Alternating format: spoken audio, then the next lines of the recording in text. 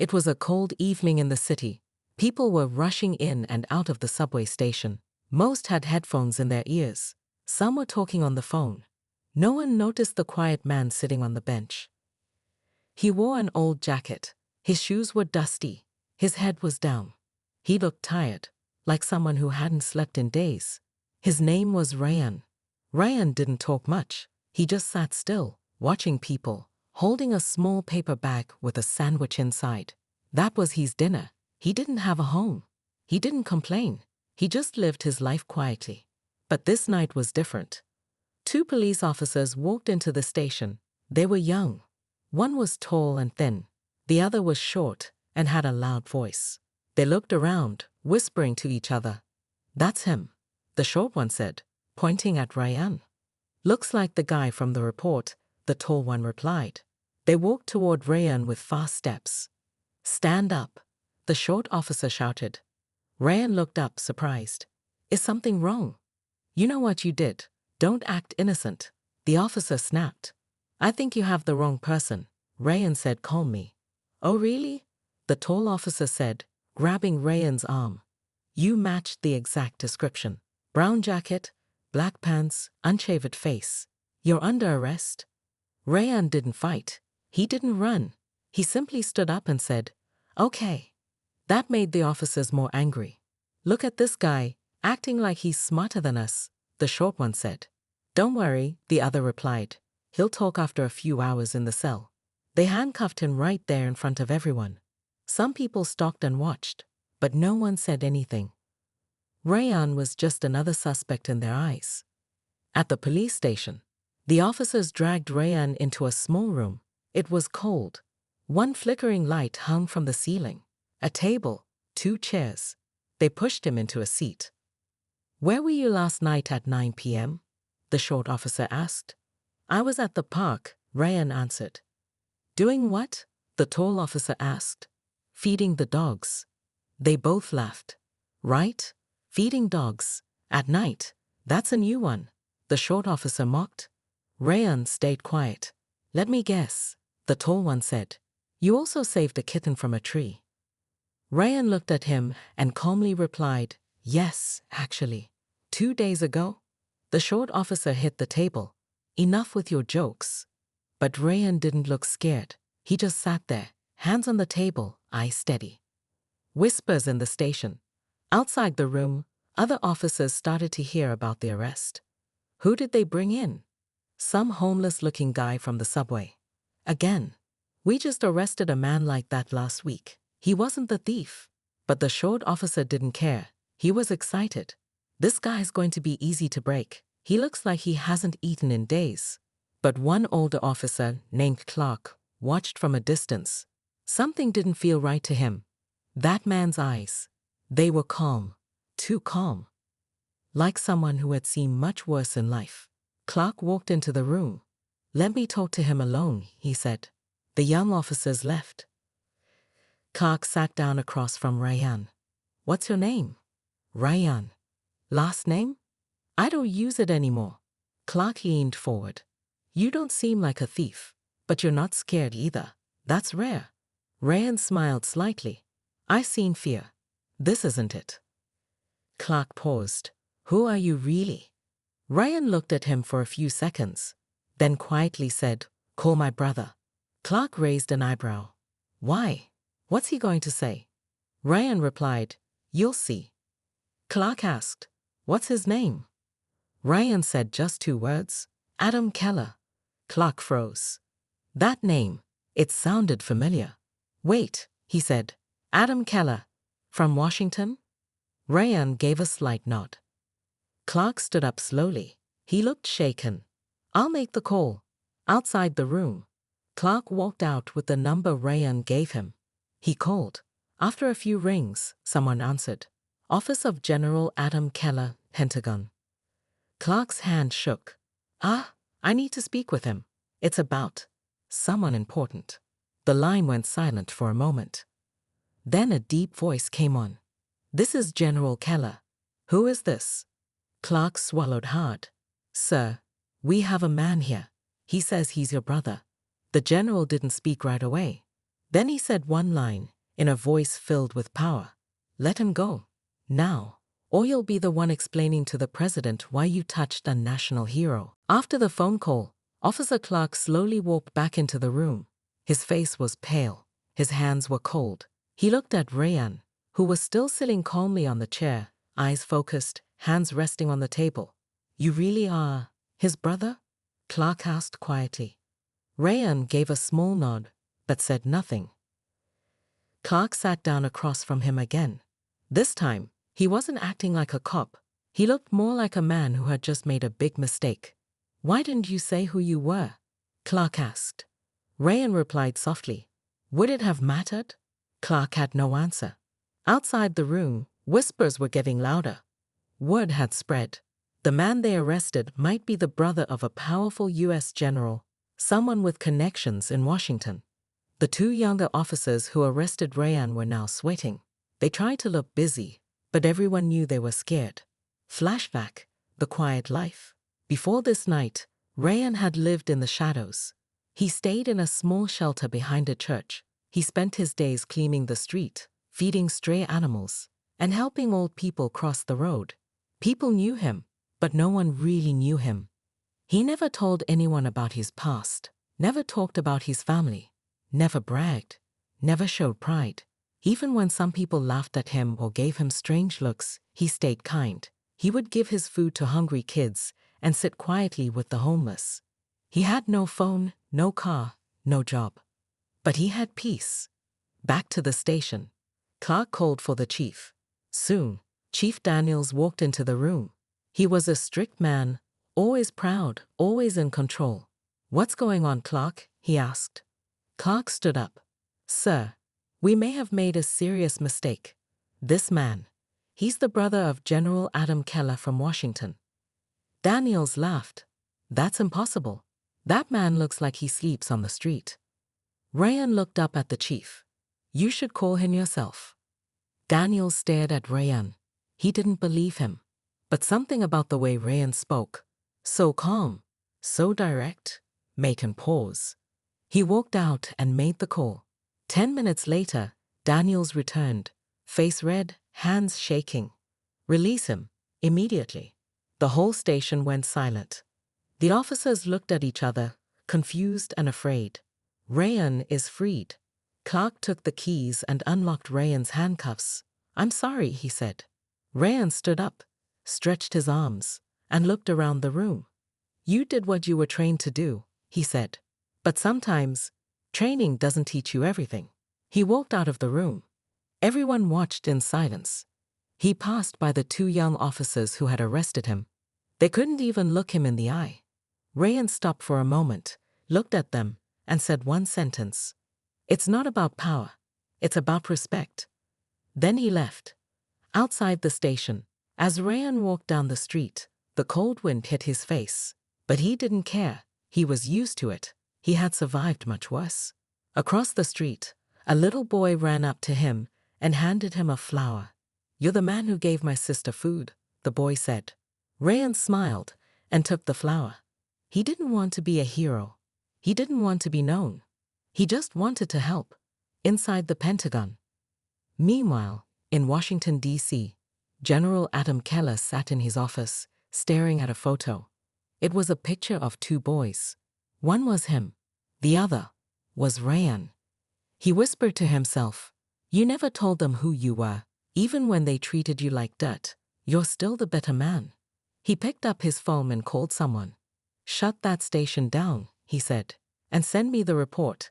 No one disrespects my brother. Back in the city. That night, the police station received a call. Orders from the Pentagon. The station was to be shut down. Officers were to be suspended.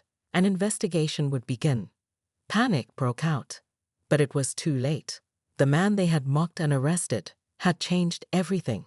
And he never raised his voice. He just stayed silent. Inside the Pentagon, General Adam Keller was not just angry. He was heartbroken. He stood by the large window of his office, watching the rain fall over Washington, D.C. His face, usually calm and strong, was tight with emotion. He held the phone in one hand and his brother's photo in the other. A deep pain sat in his chest. He whispered, "They touched my brother, and they didn't even know who he was." Flashback. Brothers from two worlds. Years ago, Rayan and Adam had been very close. They grew up in the same poor neighborhood. Their parents worked hard just to feed them. They didn't have much, but they had each other. Adam was the loud one, the fighter, the one who always wanted to be a soldier. Rayan was the quiet one, always reading, always helping others. When Adam joined the army, Rayan cheered for him. But Rayan chose a different path. He joined a secret military unit, trained for missions the world never knew about. He worked in silence, saving lives, stopping wars before they even began. He never asked for medals. He refused to be known. When Adam rose through the ranks and became a general, Rayan quietly stepped away. He left the military, left the fame, and chose peace. But Adam never stopped looking up to his big brother. Now, years later, Adam called the Secretary of Defense. "There's been a mistake," Adam said. "What kind of mistake?" the secretary asked. "My brother was arrested by local police."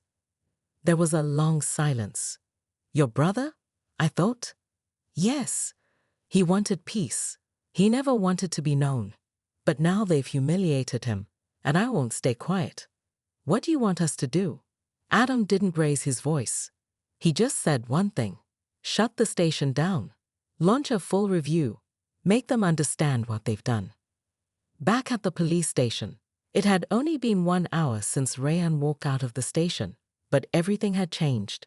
The chief, Daniels, was in his office, sweating. He had just received a direct order from the Pentagon. All officers involved are suspended. Station is under federal investigation. You are not to speak to the press. Daniel stared at the message on his screen. "What have we done?" he whispered. The two young officers, David and Mike, sat in silence. They now knew who Rayan was. Not just a homeless man, not just a suspect. He was a war hero, a silent protector.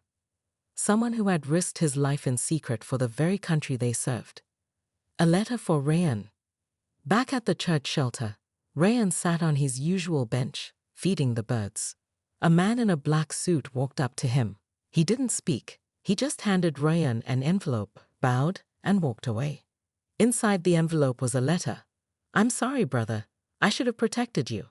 But you still protected your name with silence. The world will know now, but only what you allow. I've taken care of everything. You don't need to speak. Adam." Rayan folded the letter and placed it inside his pocket. He smiled slightly. He wasn't angry. He wasn't hurt. He was just tired. Whispers in the city. The news didn't make it to the headlines, but it spread quietly. People heard whispers of a powerful man walking free after being wrongly arrested. Rumors spoke of a brother in Washington who made one call and brought a whole station to its knees. But the man at the center of the story, he went back to sweeping the streets, helping the old, and sharing food with the poor. He refused interviews. He refused praise. He only said one thing to the curious: "I was never looking for respect. I just hoped people would treat others better." Inside Adam's office, Adam received a photo the next morning. It was Rayan, sitting with a group of kids, teaching them how to read under a street lamp. Adam stared at the photo for a long time. Then he turned to his assistant. "Send food and books to that shelter, quietly. Don't let them know it's from me." "Yes, sir." "And start a foundation, in his name. Help the people he helps." "Yes, sir." Adam leaned back and whispered, "You still lead, just from the shadows." The city only saw Rayan as a quiet man. But Rayan had lived 100 lives behind that silence. After the police station shut down, more questions started to rise. Who was he really? Why did a Pentagon general shut down an entire precinct just because of him? And why did the man himself return to feeding birds, cleaning streets, and helping strangers like nothing had happened? No one had answers. But deep in Washington, inside a hidden government archive, someone opened a sealed file, and Rayan's past was finally revealed. A soldier in the shadows. Many years ago, long before anyone called him a homeless man, Rayan was known by a codename, Shadow Hawk. He was not a regular soldier. He was part of a secret military unit trained for missions no one ever talked about. Missions that protected the country quietly, without news, without credit, and often without backup. Rayan had been sent to war zones not to fight loudly, but to stop wars before they started. He was trained to blend in, speak many languages, survive in any place, and take decisions that saved thousands, but could never be told to anyone. His brother, Adam Keller, rose in public ranks, becoming a famous general, but Rayan chose the opposite. He stayed in the dark, protecting people without ever showing his face. The mission that changed everything. One mission in the Middle East changed his life forever. Rayan had been sent to rescue kidnapped American doctors who were being held by a dangerous group. The mission was never approved publicly. No backup was allowed. No air support, just Rayan and a few silent operatives. Rayan entered the enemy camp alone, disguised, unarmed. He talked to a young guard. He learned the leader's weakness, his sick daughter. Rayan didn't shoot. He didn't fight. He offered medicine, and it worked. The leader let the doctors go. Rayan could have killed them all, but he chose peace. He saved lives without firing a bullet. That night, he returned to base, alone and broken. He told his commander, "No more. I'm done." He never picked up a weapon again. Life after the shadows. After leaving the military, Rayan had many chances. Jobs in security, big money, even a book deal. But he said no to all. He moved to a small city far away from Washington. He donated all his savings to children's shelters. He started living behind a church. He fixed broken doors, cooked for the poor, and swept streets no one cared about. Some people made fun of him. Others ignored him. But he never got angry. Why he stayed silent? When the police arrested him, Rayan could have spoken one word, his brother's name, and been free. But he didn't. He wanted to see how the system treated people without power. And he saw the truth. The officers didn't just arrest him. They laughed at him. They mocked his clothes. They called him names. But Rayan stayed silent. Not because he was weak, but because he wanted the world to see what happened to people who couldn't call powerful names. His silence was not fear. It was a test. Inside the church shelter, that evening, a young volunteer named Jamie brought Rayan a cup of tea. "You never told anyone who you were," she said softly. Rayan smiled. "If I did, would they treat me better?" Jamie looked down. She understood. "Your brother sent more books today," she said. Rayan nodded. "He always means well." "But you're the real hero," Jamie said. Rayan shook his head. "I'm not a hero. I'm just trying to fix small things. That's all." Back in Washington, Adam Keller received another photo. This time, it was Rayan fixing a broken wheelchair for an old veteran. Adam held the photo tight.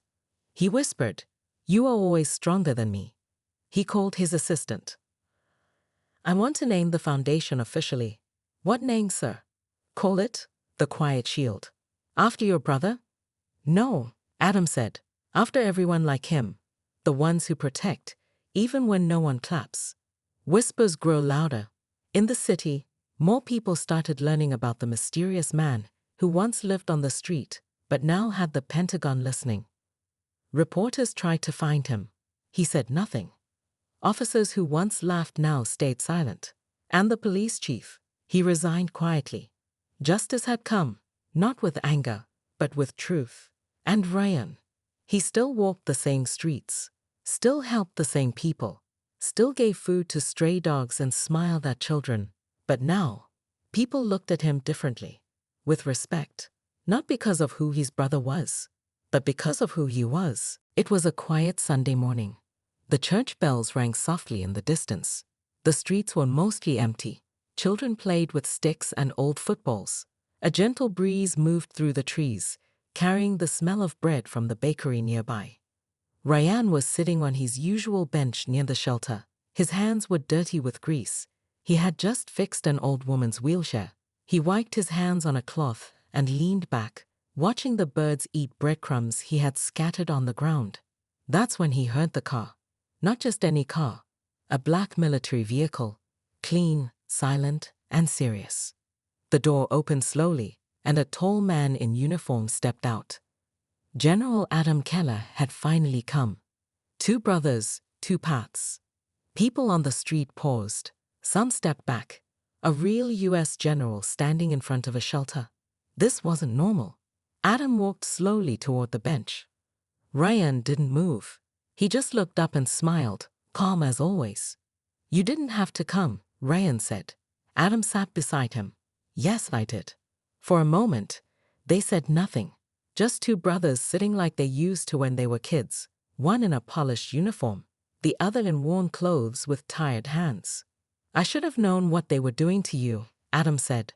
"I didn't want you to know," Ryan replied gently. "Why?" "Because I needed to see if people would do the right thing without names, without power, without fear." Adam nodded slowly. "And now you've seen it." "Yes," Ryan whispered. "Some did right. Some didn't. But it showed the truth." An offer on the table. Adam pulled a sealed folder from his coat. He placed it on Ryan's lap. "What's this?" Ryan asked. "Full reinstatement. Honors. Medals. A speaking tour. You could live like a king, Ryan. The government is ready to clear your name publicly." Ryan looked down at the folder. Then he looked back up, his eyes soft but steady. "I don't want it."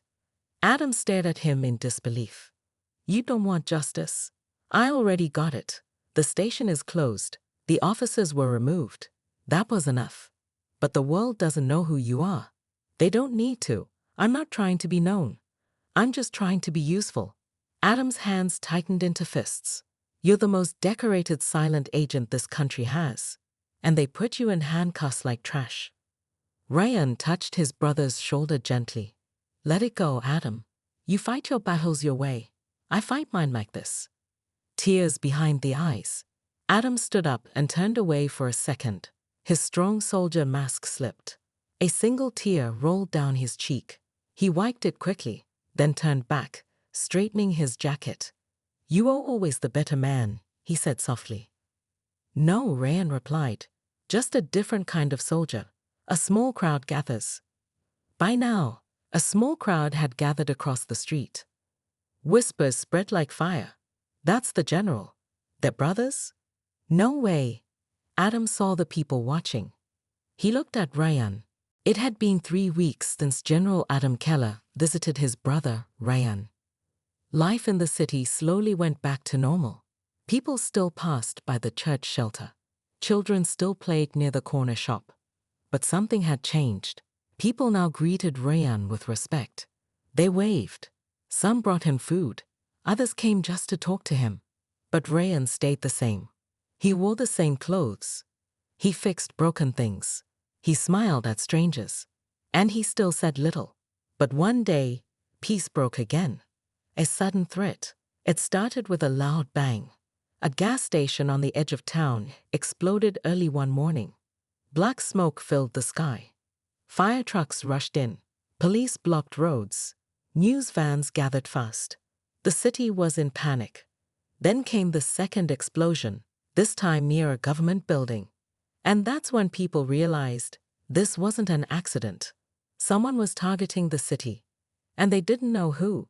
The mayor called an emergency meeting. The police were confused. No one had answers.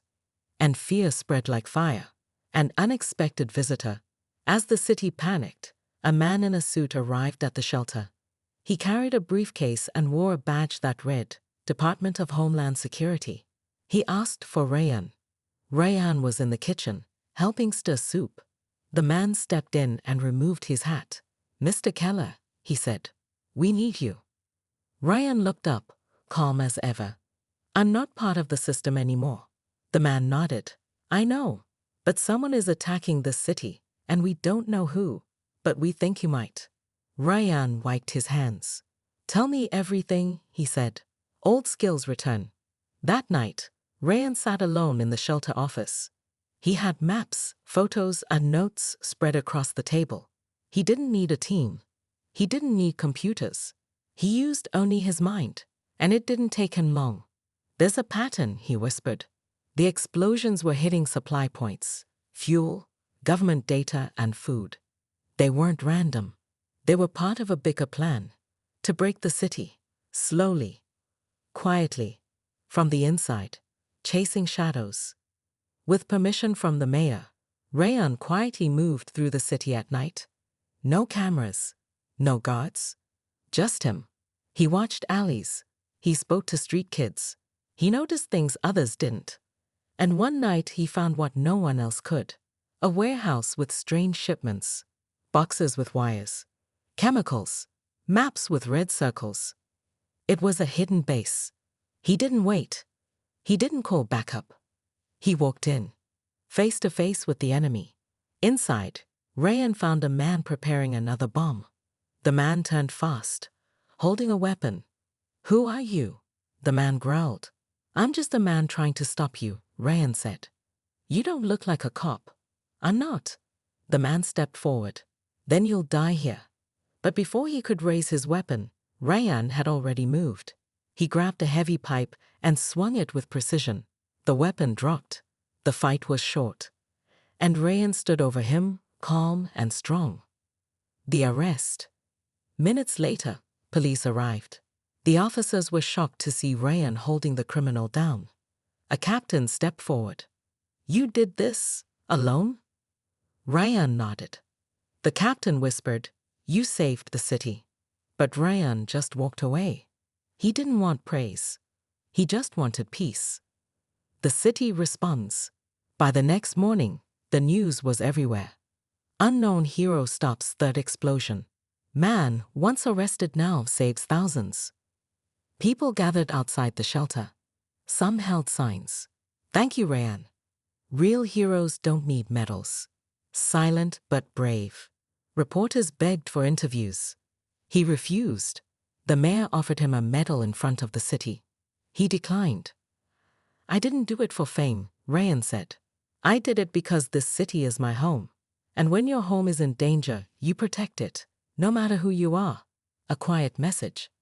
That night, a young girl left a drawing outside the shelter door. It showed Rayan standing between two buildings, stopping an explosion with his bare hands. On top, in a child's handwriting, were the words, "Thank you, Mr. Quiet Hero." Rayan smiled. He taped the drawing to the kitchen wall and went back to cleaning dishes. The sun rose slowly over the city. Birds flew over rooftops. Shops opened. Children laughed as they walked to school. Everything looked normal again. But something was different. People were talking. Not about sports. Not about politics. They were talking about Rayan Keller, the quiet man who once lived in shadows, but saved the city without making noise. His story had finally spread far beyond the streets. It had reached the nation. And for the first time, the nation listened. A call from the top. At noon, a black SUV stopped in front of the shelter. Out stepped a woman in a navy blue suit, surrounded by guards. She walked straight to the shelter door and asked, "Is Mr. Rayan Keller here?" He was in the back, helping fix an old toaster. One of the volunteers told him someone important had arrived. Rayan wiped his hands and stepped out, calm and curious. The woman walked up to him and extended her hand. "I'm Secretary Helen Brooks. I speak for the president." Rayan said nothing at first. Then he slowly shook her hand. She smiled. "You've made this country proud. The president would like to honor you personally." A moment in the White House. A few days later, Rayan stood in the White House garden. He didn't wear a suit. He wore a simple shirt and old jeans. He didn't want attention, but the president insisted. Around him were cameras, press, and military officers standing straight. General Adam Keller was also there, his chest full of medals, but his face full of emotion. The president stepped up to the podium. He spoke into the microphone, clear and strong. "This man," the president said, pointing to Rayan, "once served this country in silence. He never asked for rewards. He never asked for thanks. And when this city was in danger, he stood up, not with power, not with noise, but with courage. Everyone clapped. The president continued. There are many heroes in uniforms, but there are also heroes in broken shoes, in quiet shelters, fixing wheelchairs, and listening to forgotten people. Today, we honor one such man. He held out her medal, but Rayan stepped back. I'm sorry, Mr. President, he said softly. I don't need a medal. The crowd gasped. The president looked surprised. Rayan continued.